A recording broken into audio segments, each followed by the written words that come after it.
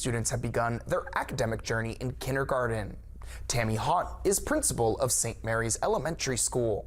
In Pleasants County, kindergarten teachers send home information daily for the parents. Parents can find this information in their students' backpack. It's important for parents to stay up to date regarding events and school activities. Pleasants County Schools also utilizes a program called Class Dojo, where parents and teachers can connect with each other and send information. Kindergarten in Pleasants County is 5 days a week and a full school day.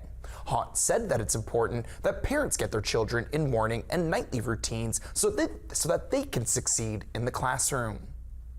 Set a bedtime and stick to that bedtime, and getting them up at the same time every day is very, very important. Also, talking positively about school and the school experience is very important in preparing them to start this new chapter of their life.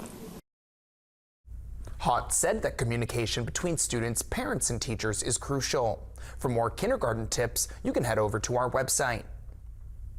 The Fort Frye Cadets began the 2025